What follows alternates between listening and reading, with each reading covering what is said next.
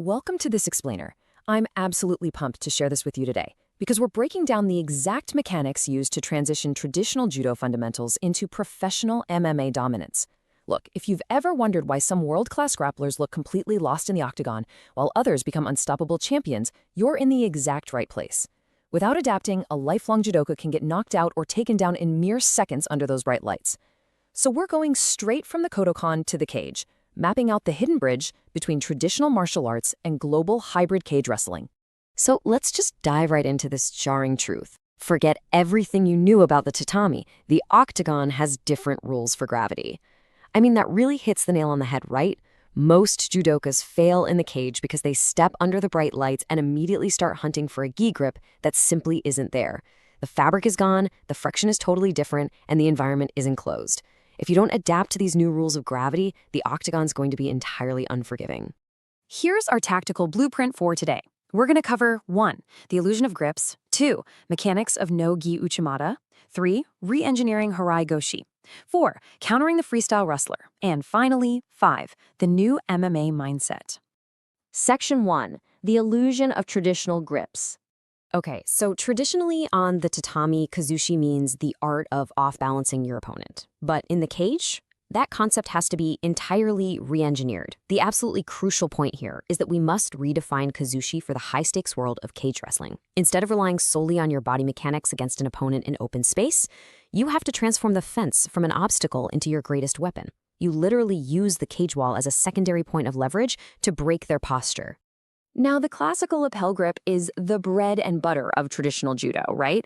But without the gi, grabbing at sweaty shoulders is a complete recipe for disaster. It must be completely replaced by the high underhook. Securing a high, tight underhook is the absolute gold standard for no-gi control.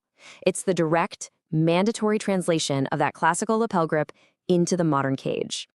And think about your own training, or even just the fights we watch every weekend. The traditional upright posture in judo is brilliantly designed for gripping battles and avoiding penalties on the mat. But in MMA, that upright posture is a total illusion of safety. You absolutely must make the shift to a staggered stance to account for modern leg attack threats. Honestly, standing upright is basically a wide-open invitation for a freestyle wrestler to blast a massive double-leg takedown right through you before you even blink.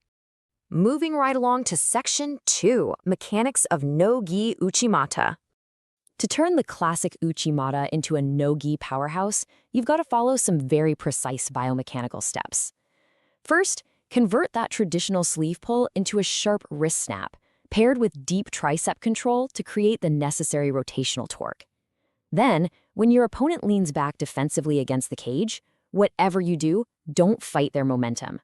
Weaponize it. Violently accelerate your own hip entry using their weight. And finally, you absolutely must finish the throw in a dominant ground position. Over-rotate or land loose, and you fall right into a terrifying scramble where they can grab a single leg and reverse the whole shebang. All right, Section 3, Re-engineering harai goshi for the octagon. Look, you can't just step into the cage and launch a massive sweeping hip throw. It's a methodical, brutal process. You start by securing an over-under clinch and maintaining a suffocating chest-to-chest connection. Next, and this is entirely unique to MMA, you integrate short, punishing elbows and knees to physically soften your opponent's base before the primary launch. From there, you completely modify your footwork. The transition from open space to the fence leaves you super vulnerable, and traditional entries will immediately give up your back. Only once their base is completely broken and your hips are secure do you finally execute that sweeping throw. Section 4. Countering the freestyle wrestler. So how exactly do you punish a low-level double leg entry? When an explosive wrestler drops their elevation and shoots for your legs, you literally have a fraction of a second to respond. There's zero time to grip fight. You need an immediate, high-impact counter. The answer? Heavy wizards. By utilizing your center of gravity and immediately clamping down with a punishing overhook, a heavy whizzer, you instantly stop their forward momentum dead in its tracks.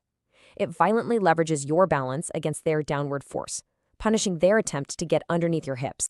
From there, you've got some incredible tactical options. If your initial sprawl fails or gets compromised, you don't just accept the bottom position. No way.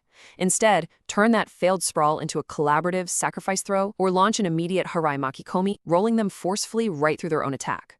Plus, you can completely neutralize a wrestler's explosive lateral movement by aggressively pinning their lead shoulder flat against the cage wall. That effectively traps them and takes away their primary method of generating power. Which brings us to Section 5, the new MMA mindset. The brutal reality of the octagon requires a massive psychological shift. In traditional judo, the ultimate goal is hunting the perfect ippon, that beautiful, match-ending, flat-on-the-back throw. But by the modern MMA standard, you absolutely must abandon that quest. Instead, you're constantly seeking positional dominance in submission setups. Similarly, traditional arts often focus on isolated throw attempts, where a referee just resets you if you fail. In MMA, you have to link those failed attempts directly into chain wrestling, transitioning seamlessly into leg lace and back take sequences. The fight for sure doesn't stop just because a throw wasn't pretty.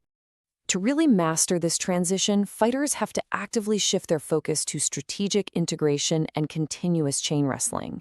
It's not about knowing 100 moves, it's about connecting 3 moves perfectly. Practically speaking, this means building a training camp drill structure that seamlessly bridges the massive gap between slow, technical drilling and chaotic, high-intensity sparring.